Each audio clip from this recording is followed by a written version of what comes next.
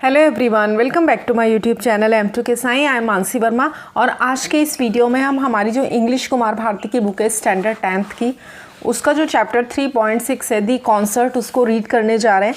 इस चैप्टर से रिलेटेड जितने भी क्वेश्चन आंसर्स हैं हमारे, वो हम हमारे नेक्स्ट वीडियो में करेंगे। इस वीडियो में हम सिर्फ हमारे चैप्टर को रीड करेंगे। इस चैप्टर को हम लाइन वाइज रीड करेंगे, साथ ही साथ इसका कॉन्सेप्ट भी देखते जाएंगे और इसके जो डिफ़िकल्ट वर्ड मीनिंग है वो भी देखते जाएंगे। तो चलिए हम हमारे चैप्टर को शुरू करते हैं। The name of the chapter is the concert. Concert का मतलब जैसे प्रोग्राम वगैरह नहीं होते जिसमें म्यूजिशियंस जो होते हैं वो अपने म्यूज़िक प्ले करते हैं, सॉन्ग्स को गाना गाते हैं, वो सब डांस वगैरह जो कंपोज किया जाता है वो सब कॉन्सर्ट्स में होते हैं, म्यूज़िक कॉन्सर्ट वगैरह में। तो चलिए शुरू करते हैं। सबसे पहले यहाँ पर जो है राइटर के बारे में दिया गया है। जो इस चैप्टर की राइटर हैं उनका नाम है शांता राव। शांता राव का बर्थ हुआ था 1930 में और उनकी डेथ हुई थी 2007 में। जब 2 ईयर ऐसे एक साथ दिए रहते हैं तो जो पहले वाला ईयर होता है वो बर्थ ईयर होता है और जो दूसरे वाला ईयर होता है वो ईयर ऑफ द डेथ होता है। लेकिन अगर एक ही डेट दी रहती है, सिर्फ फर्स्ट डेट, इसका मतलब होता है कि जो राइटर है या जो भी है वो अभी आगे मतलब कंटिन्यूअस सर्वाइव कर रहा है, वो जीवित है, इसलिए एक ही डेट दी जाती है, डेट ऑफ बर्थ ओनली, मतलब बर्थ ईयर की। लेकिन 2 दी गई है, मीन्स उनकी डेथ भी हो चुकी है और बर्थ भी हो चुका है।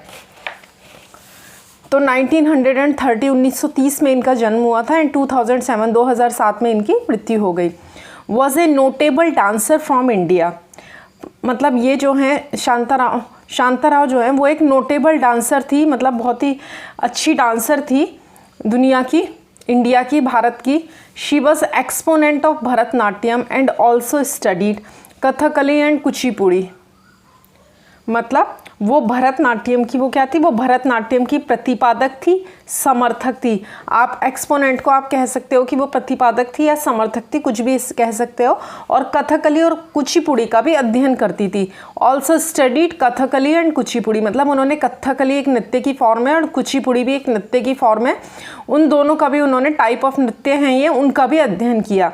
तो क्या है ये कि शांता राव जो हैं वो भारत की उल्लेखनीय नृत्यांगना थी, वो भरतनाट्यम की प्रतिपादक समर्थक थी और कथकली और कुचिपुड़ी का भी उन्होंने अध्ययन किया है, अध्ययन करती थी वो। She was recipient of Padmashri and Sangeet Natak academy award and Kalidas Samman for music, dance and drama.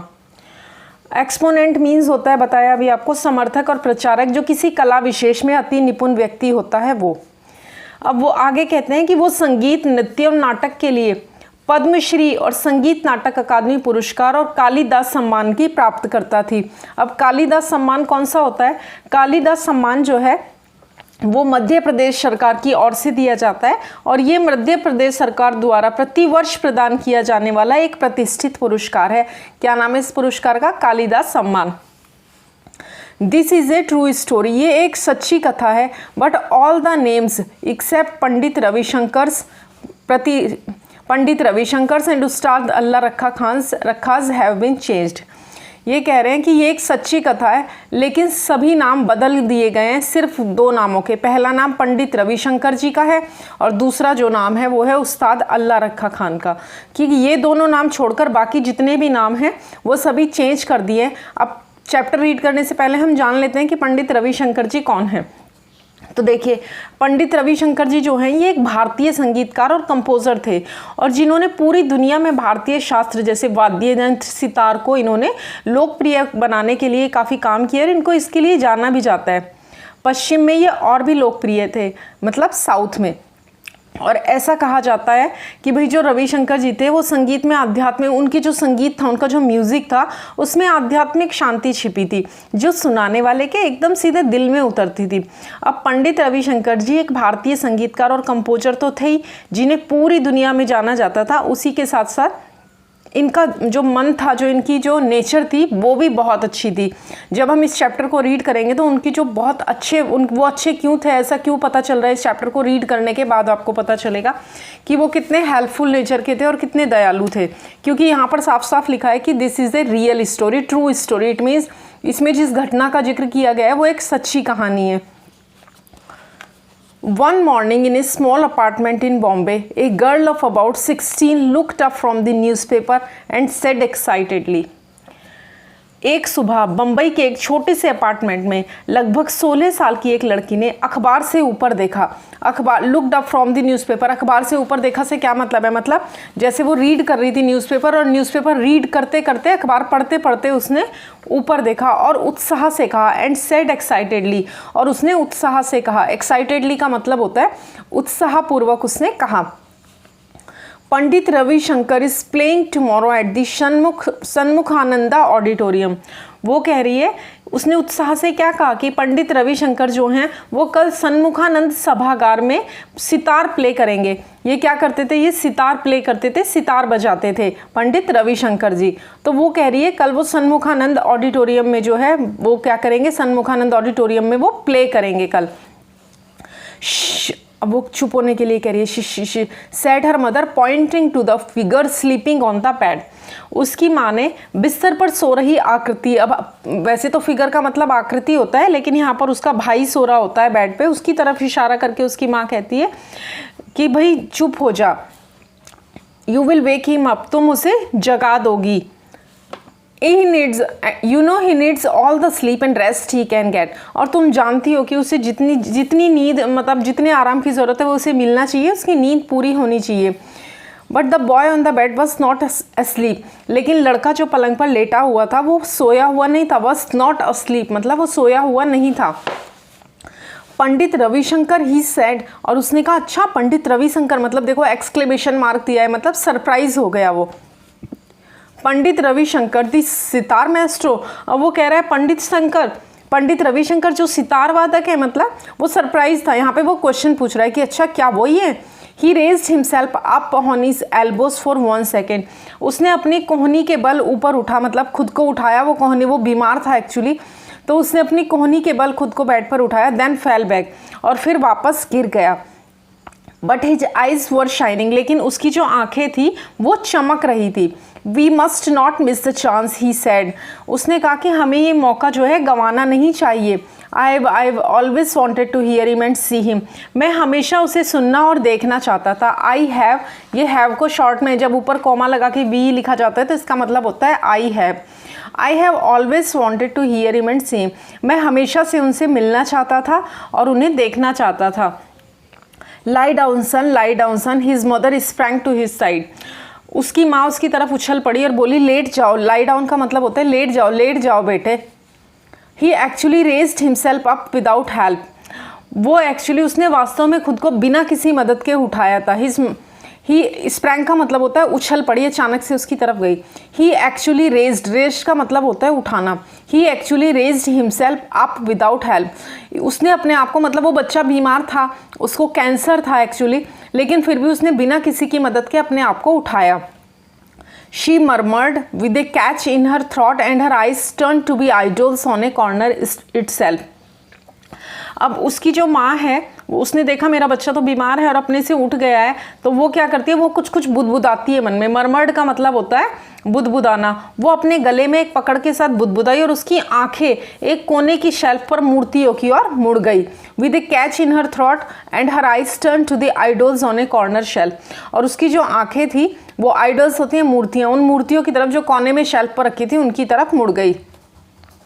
The prayer which she turned endlessly came unbidden to her lips.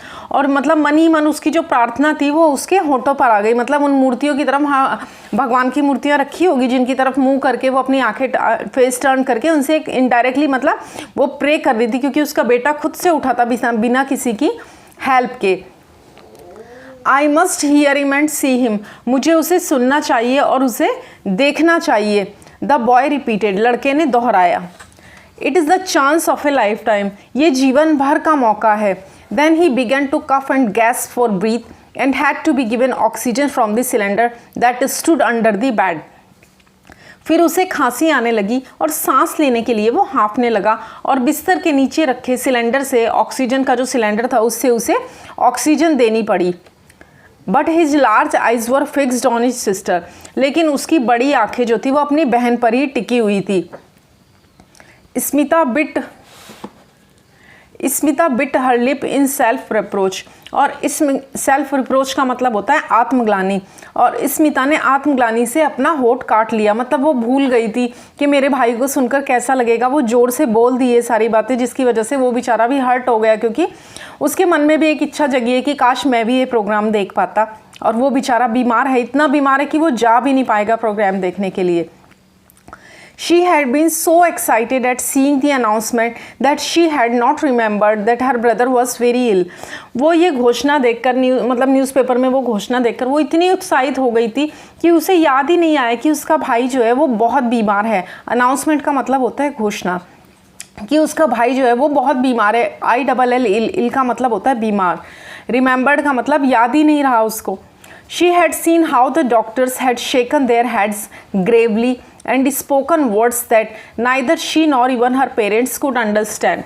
उसने देखा था कि कैसे डॉक्टरों ने अपने सिर को गंभीरता से हिलाया था। ग्रेवली का मतलब होता है गंभीरता पूर्वक हिलाया था, और ऐसे शब्द बोले थे जो न तो वो और न ही उसके माता पिता समझ सकते थे। देखिए, नाइदर शी ना तो ना का मतलब है कि ना ही तो वो, नॉर नाइदर के साथ नॉर का यूज है। नाइदर शी ना ही तो वो, nor even her parents could understand, कि ना ही तो वो और ना ही उसके माता पिता अंडरस्टैंड कर सकते थे। और मोस्ट ऑफ द टाइम, कई बार एग्जाम में नाइदर और नॉर का यूज करने के लिए दिया जाता है, ज़्यादातर दिया जाता है ये। But somewhere deep inside, Smita had known the frightening truth that Anant was going to die.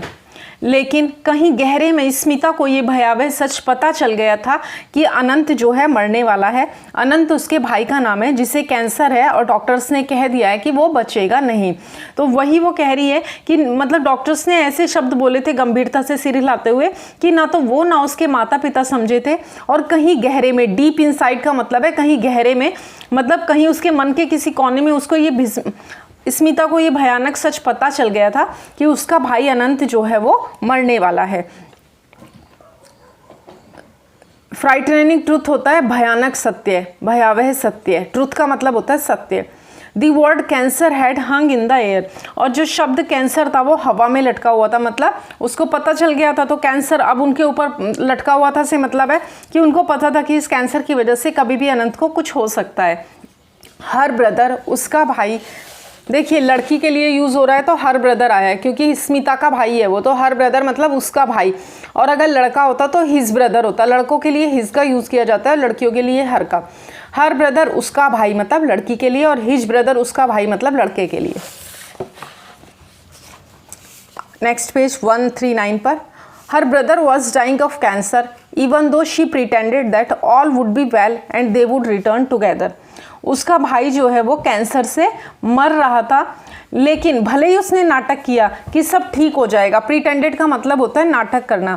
भले ही उसने नाटक किया था कि सब ठीक हो जाएगा, and all would be well, कि सब ठीक हो जाएगा, and they would return together, और वे सब ठीक हो जाएगा और वे सब वापस लौट जाएंगे। स्मॉल फैमिली ऑफ 4, कि मतलब वो उसका भाई ठीक हो जाएगा और वे 4 लोग जो एक छोटे से परिवार के साथ आए थे वो सब अपने घर, would family of 4 to their home in Gaganpur, वे सब अपने छोटे से परिवार के साथ गगनपुर में अपने घर लौट जाएंगे। मतलब उसको पता था कि उसका भाई मर रहा है, फिर भी क्या था, उसने ना सब ऐसा नाटक किया कि नहीं अनंत ठीक हो जाएगा, और वे चारों लोग, मतलब वो, उसका भाई अनंत और उसके मम्मी पापा, वो चारों लोग अपने छोटे से घर गगनपुर जो है वो वापस लौट जाएंगे। ऐसा किसने प्रिटेंड किया था? ऐसा उसने प्रिटेंड किया था स्मिता ने, ताकि उसका जो भाई है वो खुश रहे। And he was only 15 and the best table tennis player in the school and the fastest runner, और वो केवल 15 साल का था और स्कूल का सबसे अच्छा टेबल टेनिस खिलाड़ी और सबसे तेज धावक था। फास्टेस्ट रनर मतलब सबसे तेज धावक था, सबसे तेज दौड़ने वाला था। He was learning to play the sitar, और वो सितार बजाना सीख रहा था। They were both taking sitar lessons, वे दोनों सितार सीखने का लेसन ले रहे थे, मतलब दोनों सितार सीख रहे थे।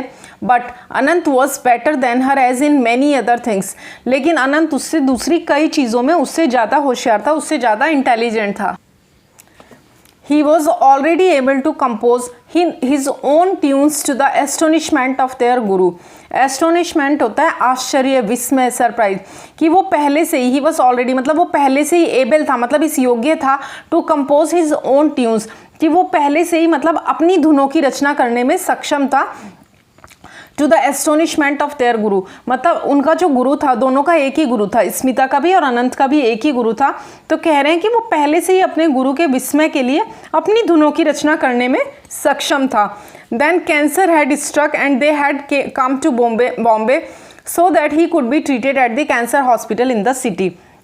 लेकिन तभी उसे कैंसर हो गया था और वो बम्बई आ गए थे ताकि शहर के कैंसर हॉस्पिटल में उसका जो है अनंत का जो है इलाज हो सके।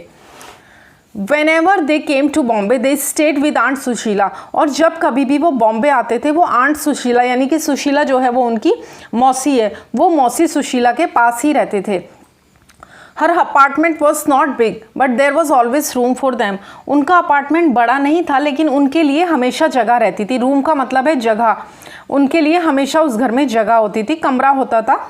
दे had come with high hopes in the miracles of modern sciences, और वे जो है आधुनिक विज्ञान के चमत्कारों में बड़ी आशा लेकर आए थे। मतलब उनको एक उम्मीद थी कि कोई चमत्कार हो जाएगा और अनंत जो है वो ठीक हो जाएगा, बच जाएगा।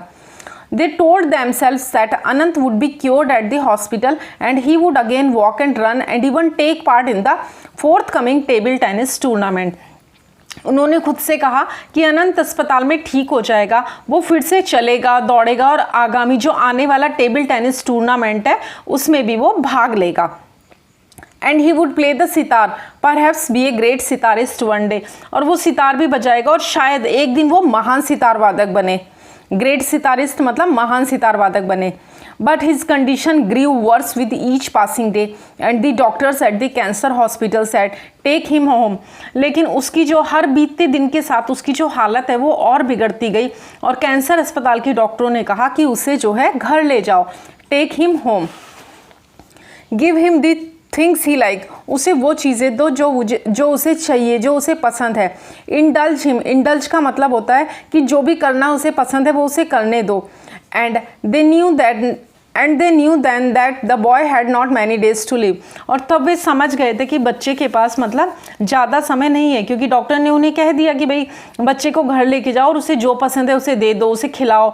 और तब वे जानते थे कि लड़के के पास जीने के लिए अब ज़्यादा दिन नहीं थे। But they did not voice their fears, लेकिन उन्होंने अपने डर को आवाज़ नहीं दी, मतलब अपने डर को खुद पे हावी नहीं होने दिया। दे लाफ्ड, वो हंसे, and smiled and talked and surrounded Anant with what ever made him happy. लेकिन उन्होंने क्या किया, फिर हंसे, मुस्कुराए, बात की, और अनंत को जो कुछ भी खुश करती थी चीज़ें उसके साथ उन्होंने वही किया। They fulfilled his every need and gave him whatever he asked for, उन्होंने उसकी हर ज़रूरत को पूरा किया और उसे वो सब कुछ दिया जो उसे चाहिए था। वॉट एवर, जो कुछ भी ही आस्क्ड फॉर, जो कुछ भी उसने मांगा। And now he was asking to go to the concert, और अब वो जो है कॉन्सर्ट में, संगीत समारोह में जाने की जिद कर रहा था। कॉन्सर्ट मतलब संगीत समारोह। The chance of a life time he was saying, और वो कह रहा था कि ये जीवन भर का मौका है। मतलब उसके मुंह से जो शब्द निकले थे वो ये थे कि भाई जीवन में मतलब वो बेचारा अब कभी सुन पाएगा कि नहीं पाएगा, उसके लिए ये जीवन भर का मौका है। When you are better, his mother said, उसकी माँ ने कहा कि जब तुम ठीक हो जाओगे, बेहतर हो जाओगे तब। This is not the last time they are going to play, कि ये कोई आखिरी बार नहीं है जब वो सितार प्ले करने जा रहे हैं, जब तुम ठीक हो जाओगे हम फिर से चलेंगे। Smita stood at the window looking at the traffic, her eyes met wet with tears, और स्मिता जो थी वो खिड़की पर खड़ी होकर ट्रैफिक देख रही थी और उसकी आंखें जो थी वो आंसुओं से भीगी हुई थी। हर मदर विस्पर्ड, उसकी माँ ने फुसफुसाया, विस्पर का मतलब होता है फुसफुसाना, उसकी माँ ने फुसफुसाया। But you Smita you must go, लेकिन तुम स्मिता तुम्हें तो जाना चाहिए। Your father will take you, तुम्हारे पिता तुम्हें ले जाएंगे। When she was along with aunt Sushila, जब वो आंट सुशीला के साथ यानी कि मौसी सुशीला के साथ अकेली थी, Smita cried out in it shocked voice, तो स्मिता क्या है वो बेचारी बहुत रोई। मतलब जब वो अकेली थी आंटी के साथ तब वो क्या करी, वो बहुत रोई स्मिता, मतलब उसने दबी आवाज़ में, she cried in it shocked voice मतलब उसने दबी आवाज़ में कहा, नो हाउ कैन आई, तो उसने दबी आवाज़ में कहा कि आंटी मैं कैसे जा सकती हूँ। We have always done things together Anant and I. वो कह रही है, मतलब जब वो सुशीला आंटी के साथ अकेली थी तो स्मिता ने दबी आवाज़ में कहा कि नहीं आंटी, मैं ये कैसे कर सकती हूँ, मतलब मैं अकेले कैसे जा सकती हूँ, हमने हमेशा सब कुछ साथ में किया है, अनंत ने और मैंने। मतलब वो दोनों भाई म्यूज़िक सीखे साथ में, कहीं गए साथ में। तो वो कह रही है कि अब मैं अनंत को अकेला छोड़ के कैसे जा सकती हूँ। A walk in the park might make you feel better, said aunt Sushila and Smita was grateful for her suggestion. Park में टहलने से आपको बेहतर महसूस हो सकता है, मौसी सुशीला ने कहा, और स्मिता उनके सुझाव के लिए आभारी थी। अब देखो, आंटी का मतलब मौसी भी होता है और चाची भी होता है। अब ये किस सेंस में यहाँ पे लगा है, हमने मौसी की सेंस में यूज़ किया है, चाची अगर बोला जाए तो भी ठीक है कि वो चाची सुशीला ने कहा, लेकिन मौसी की सेंस में यूज़ किया है हमने। Aunt Sushila and Smita was grateful for her suggestion, और आंट सुशीला ने कहा और स्मिता जो थी आभारी थी उनके इस सजेशन के लिए, उनके इस सुझाव के लिए। इन दी पार्क में people were walking, running, playing ball, doing yoga exercise, feeding the ducks and eating. Page number 139 end हो गया है, पेज नंबर 140 की ओर मूव करते हैं। रोस्टेड ग्राम एंड पीनट्स होती हैं मूंगफलियाँ, इस रोस्टेड ग्राम होते हैं चने। Smita felt alone in their midst. वो कह रही हैं कि पार्क में लोग टहल रहे थे, दौड़ रहे थे, बॉल खेल रहे थे, मतलब गेंद से खेल रहे थे, योगा अभ्यास कर रहे थे, बत्तखों को खाना खिला रहे थे और भुने हुए चने और मूंगफली खा रहे थे। और इन सब के बीच भी स्मिता खुद को अकेला महसूस कर रही थी। Smita felt alone in their midst, मतलब उन सब के बीच में भी इतने सारे लोग थे जो कुछ कुछ कर रहे थे, उन सब के बीच में भी स्मिता जो है वो खुद को अकेला महसूस कर रही थी। She was lost in her thoughts, वो अपने ही विचारों में खोई हुई थी। Suddenly a daring thought came to her and as she hurried home she said to herself, और अचानक उसके मन में एक साहसिक विचार आया। डेयरिंग थॉट मतलब एक साहसिक विचार आया, और जैसे ही वो घर गई उसने अपने आप से कहा कोई नहीं, वाई नॉट, क्यों नहीं, there is no harm in trying it, इसे आजमाने में कोई बुराई नहीं है। It would be nice to go to the concert, संगीत समारोह में जाना अच्छा होगा। I don't know when we will get another opportunity to hear Pandit Ravi Shankar, मैं नहीं जानती कि हमें दोबारा ये अवसर कब मिलेगा, पंडित रविशंकर को सुनने का मौका अब दोबारा कब मिलेगा। She said to her mother later, बाद में उसने अपनी माँ से कहा। And her father agree to get the tickets, और उसके जो पिता थे वो टिकट लाने के लिए सहमत हो गए। The next day as Smita and her father were leaving for the concert, her mother smiled and said enjoy yourself, though the words came out in painful gasps, lucky you. अगले दिन जब वो लोग जो है समारोह में जा रहे थे, निकल रहे थे, तो उसकी माँ ने मुस्कुराते नहीं तो उसके भाई ने मुस्कुराते हुए कहा, देखो जब स्मिता और उसके पिता जा रहे थे, लिविंग फॉर द कॉन्सर्ट मतलब निकल रहे थे, her brother smiled and said, उसका भाई मुस्कुराया और उसने कहा एन्जॉय योर सेल्फ मतलब तुम मज़े करो अपने आप में। दो द वर्ड्स, लेकिन जो ये शब्द उसके मुंह से निकले थे ये बहुत दुख थे, दर्दनाक, हाँफते हुए, गैस मतलब हाँफते हुए, बड़े दर्दनाक हाँफने में निकले थे, क्योंकि उस बेचारे को भी बड़ी इच्छा थी कि वो भी जो है कॉन्सर्ट में, संगीत समारोह में जाए। लास्ट में वो अपनी बहन को कहता है लक्की यू, कि तू तो कितनी भाग्यशाली है, मतलब वो जा पा रही थी ना। Sitting besides her father in the gallery, Smita heard as in a dream the thundering welcome, the audience have the great master. और sitting besides her father in the gallery मतलब दीर्घा ने अपने पिता के साथ बैठी स्मिता ने सपने में सुना जैसे दर्शकों ने महान गुरु का जोरदार स्वागत किया। Then the first notes came over the air and Smita felt as if the gates of a land of enchantment and wonder were opening. और फिर पहला स्वर हवा में आया और स्मिता को लगा जैसे जादू, एन्चांटमेंट होता है जादू, और आश्चर्य की भूमि, वंडर होता है आश्चर्य की भूमि के द्वार खुल रहे थे। Spellbound she listen to the unfolding ragas, और मंत्रमुग्ध होकर उसने क्या किया, वो मतलब खुलते हुए रागों को, listen to the unfolding ragas, जो खुलते हुए रागास थे उनको उसने सुना, मतलब जैसे जैसे राग आते चले गए धीमे, ऐसे वो अभी सोच ही रही है। The slow plaintive notes, the fast twinkling ones, but all the while the plan she had decided on the evening before remained firmly in her mind.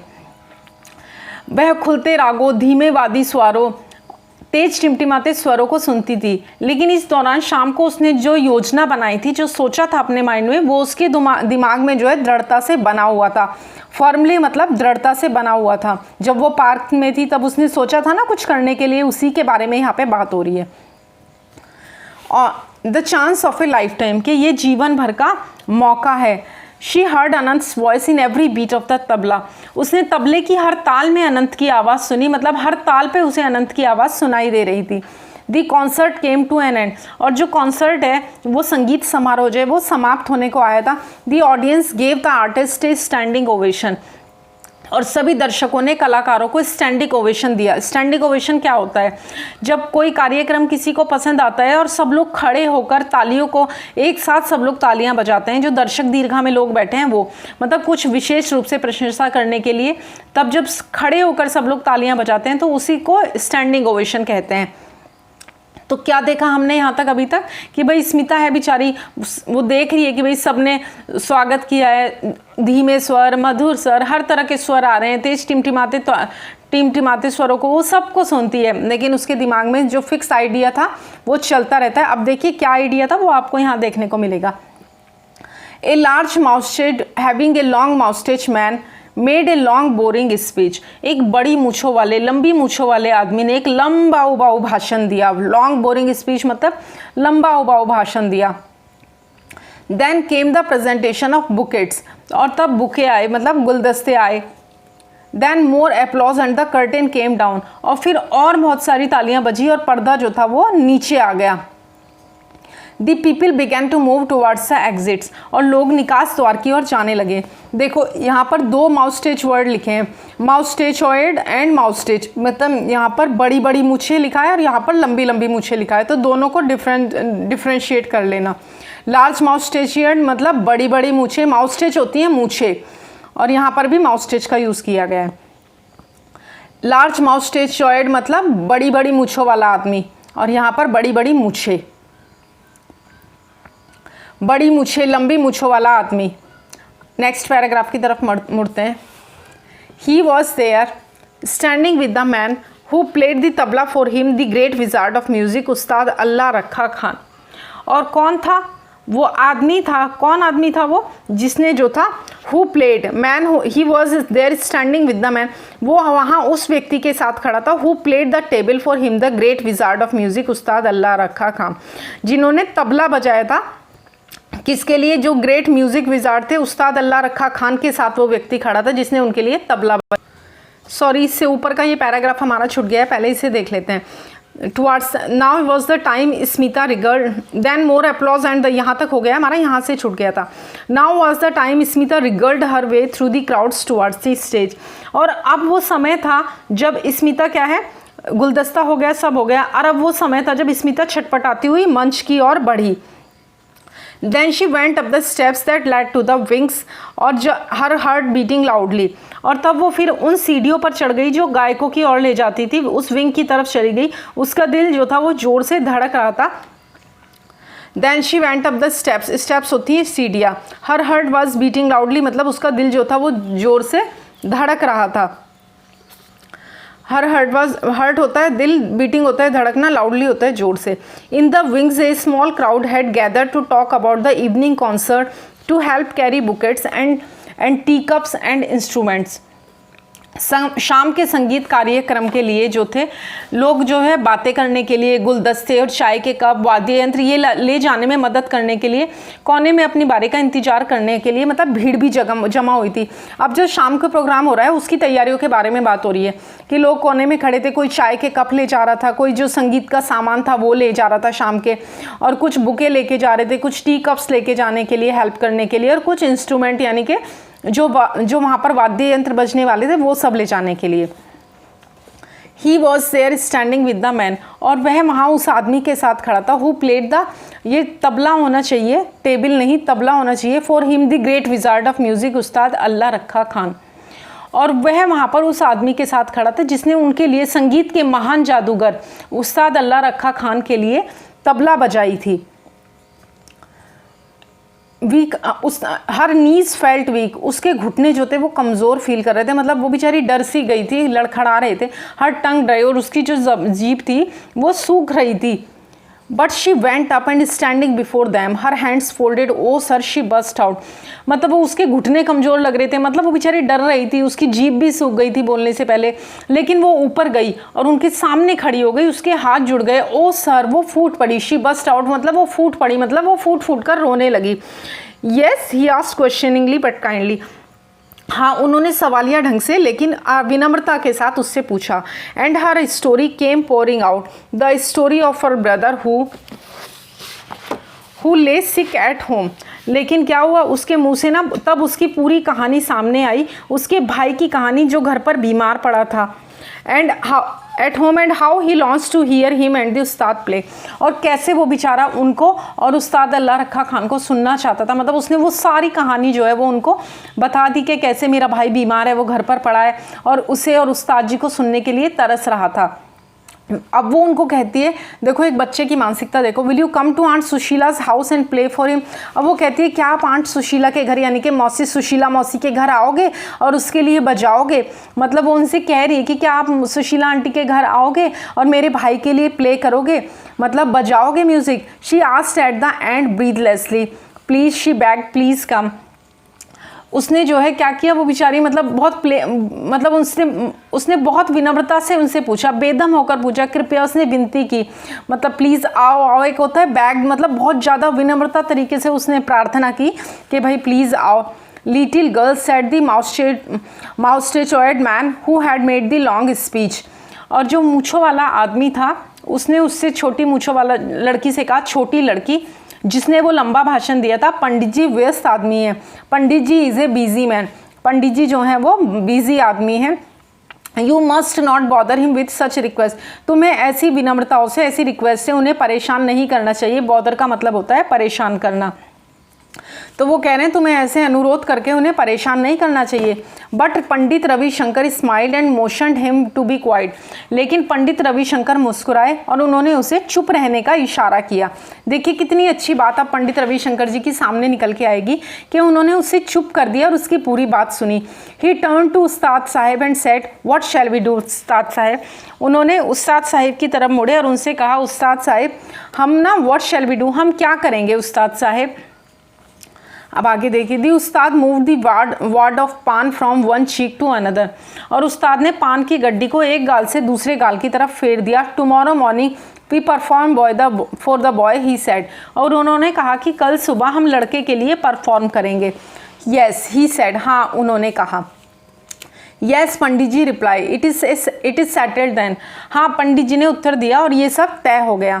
It was a very excited Smita who came home let that night. और ये एक बहुत ही मतलब स्मिता जब गई थी वो बड़ी दुखी थी और जब वो घर पर आई तो ये बहुत ही उत्साहित स्मिता थी जो उस रात देर से आई थी। हु केम लेट मतलब जो देर से आई थी, दैट नाइट मतलब उस रात। अनंत वाज अवेक, अनंत जागा हुआ था। Breathing the oxygen from the cylinder, और वो सिलेंडर से ऑक्सीजन से सांस ले रहा था। Did you hear him, he whispered.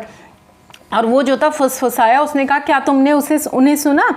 I did she replied, हाँ मैंने सुना, उसने कहा। And I spoke to him and he will come tomorrow morning with the tabla ustad and they will play for you. वो कहती है हाँ मैंने सुना और कल वो तबला उस्ताद के साथ आएंगे और तुम्हारे लिए प्ले करेंगे। वो अपने भाई को कह रही है ऐसा।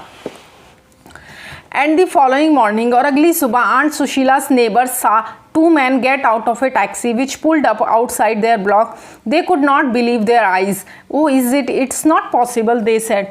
और अगली सुबह आंटी सुशीला के पड़ोसियों ने दो आदमियों को एक टैक्सी से उतरते देखा जो उनके ब्लॉक के बाहर खड़ी थी। उन्हें अपनी आंखों पर विश्वास नहीं हो रहा था कि क्या ये संभव है। नहीं, उन्होंने कहा। Pandit Ravishankar and Ustad Allah Rakha went up the wooden staircase and knocked softly on the door of Aunt Sushila's apartment. Pandit Ravi Shankar और उस्ताद अल्लाह रखा लकड़ी की सीढ़ी पर चढ़े और आंटी सुशीला के अपार्टमेंट का दरवाज़ा धीरे से खटखटाया। दे वेंट इन, वो अंदर चले गए। Set down on the divan by the window and played for the boy. और दीवार के पास अंदर गए, खिड़की के पास जो दीवान था उस पर बैठ गए और लड़के के लिए उन्होंने प्ले किया। Surrounding him with a great and beautiful happiness as life went out of him gently, very gently. और उसके चारों ओर एक महान और सुंदर खुशी थी, जैसे जीवन धीरे धीरे बहुत धीरे से उससे निकल रहा था, मतलब उसके हाथों से छूट रहा था। शांता राव लेखिका है इस चैप्टर की। तो ये चैप्टर आपका रीड हो गया। ये बहुत ही अच्छा सा चैप्टर है और इसको पढ़ने के बाद ये पता चलता है कि उस्ताद अल्लाह रखा खान और जो पंडित रविशंकर जी थे वो कितने अच्छे मन और हृदय के रहे होंगे कि एक मरते हुए बच्चे को खुशी देने के लिए वो उसके घर चले गए। उसके घर जाकर उन्होंने उसके लिए म्यूज़िक प्ले किया, उसके लिए तबला बजाया। तो ये आपका चैप्टर एंड हो गया, दी कॉन्सर्ट, संगीत समारोह। वीडियो अच्छा लगा हो तो इसे लाइक करें, अपने फ्रेंड्स के साथ शेयर करें और ऐसे और यूज़फुल वीडियोस के लिए मेरे चैनल M2 के साईं को सब्सक्राइब करें। इस चैप्टर के जितने भी क्वेश्चन आंसर्स हैं इंग्लिश वर्कशॉप के, वो सारे के सारे समझते हुए हम हमारे नेक्स्ट वीडियो में करेंगे। Till then have a nice day. Thank you for watching.